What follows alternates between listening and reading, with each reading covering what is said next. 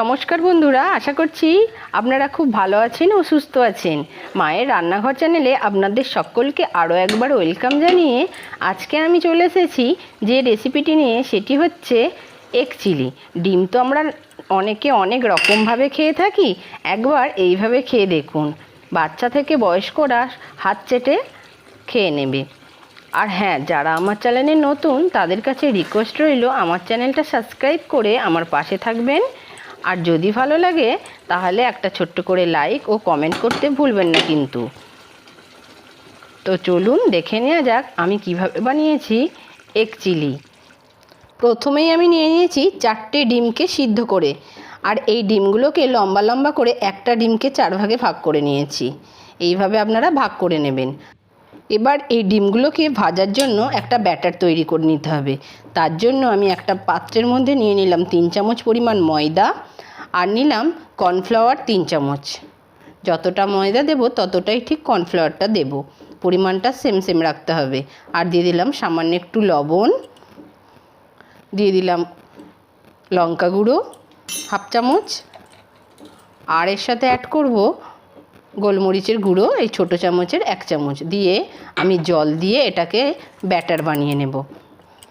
ব্যাটারটা ঠিক এইভাবে বানাবেন, খুব পাতলাও করলে হবে না, আবার খুব মোটা করলেও হবে না।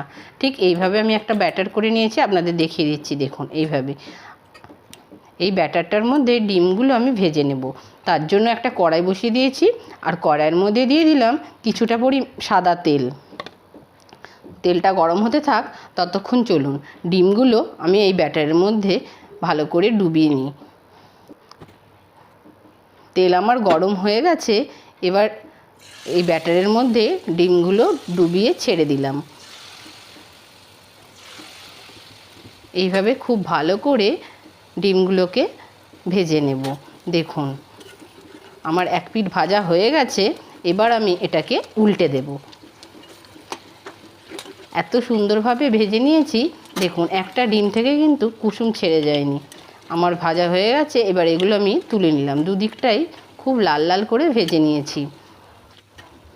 এগুলোকে আপনারা এগ পকোড়া হিসাবেও চায়ের সঙ্গে খেতে পারেন, খুব টেস্টি টেস্টি লাগবে।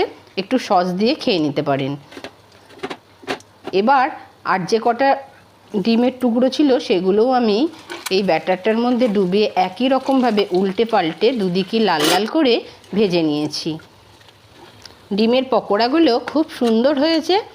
দেখুন এত ভালো লাগছে, লাল লাল করে এতগুলো ডিমের পকোড়া ভেজে নেওয়া হয়ে গেছে আমার। এবার ওই তেলের মধ্যে কয়েকটা রসুনকে ছোট ছোট করে কুচি করে রেখেছিলাম, ফোড়নের জন্য দিয়ে দিলাম। আর দিয়ে দিলাম আদা বাটা, আর দিয়ে দিলাম কাঁচা লঙ্কা কুচি।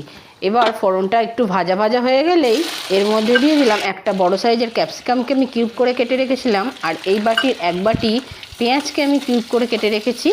এগুলো আমি দিয়ে খুব ভালো করে নেড়ে নিলাম। এইভাবে 10 মিনিট আমাকে এগুলো ভেজে নিতে হবে। আর গ্যাসের ফ্লেমটা লো টু মিডিয়ামে রেখে দেবেন। ফ্লেমটা হাই করে দিলে এগুলো হয়তো লাল হয়ে যাবে, কিন্তু এগুলো ভাজা ভাজা হবে না। তার জন্য লো ফ্লেমেই এটাকে খুব ভালো করে ভেজে নিচ্ছি সময় নিয়ে। এবার এর মধ্যে দিয়ে দিলাম 2 চামচ সয়া সস, আর দিলাম রেড চিলি সস 2 চামচ, আর দিলাম 4 চামচ টমেটো সস।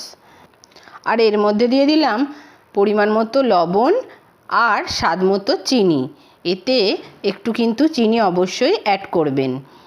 দিয়ে সমস্ত সসগুলোকে দিয়ে আমি খুব ভালো করে এটা নেড়ে চেড়ে 2 মিনিট রান্না করে নেব। আর এবার এর মধ্যে আমি জল অ্যাড করে দিলাম। জলটা দিয়ে খুব ভালো করে সমস্ত উপকরণগুলি মিশিয়ে নিলাম, আর এর মধ্যে ভেজে রাখা ডিমগুলোকে দিয়ে দিলাম। ভেজে রাখা ডিমগুলোকে দিয়ে খুব ভালো করে সমস্ত সসের সঙ্গে মিশিয়ে নিলাম। এবার এটাকে কিছুক্ষণ রান্না করে নেব, 10 মিনিট রান্না হোক। আর এদিকে আমি একটা বাটিতে একটু জল নিয়েছি, আর নিয়েছি একটু কর্নফ্লাওয়ার 1 চামচ, দিয়ে আমি এটা গুলে নিলাম। দেখুন আমার এটা পুরো ফুটে গেছে, আর দেখুন পুরো গ্রেভিটা খুব সুন্দর হয়েছে, যাতে ডিমের পকোড়ার মধ্যে গ্রেভিটা ঢুকে যেতে পারে।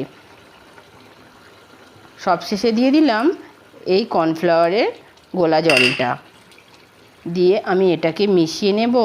আর এর মধ্যে দিয়ে দিলাম এই চামচের হাফ চামচ গোলমরিচ গুঁড়ো দিয়ে খুব ভালো করে আমি মিশিয়ে নিলাম। আমার এগ চিলি একদম রেডি। এটা গরম গরম ভাত কিংবা লুচি রুটির সঙ্গে পরিবেশন করে আপনারা খেয়ে দেখতে পারেন। এত টেস্টি যে একবার রান্না করলে এটাকে আপনারা বাড়িতে বারবার রান্না করতে চাইবেন। আজকের মতো এই পর্যন্তই, আবার দেখা হবে অন্য কোনো একটা রেসিপি নিয়ে। আর হ্যাঁ, কেমন হয়েছে আমার এগ চিলি বলতে ভুলবেন না কিন্তু। টাটা।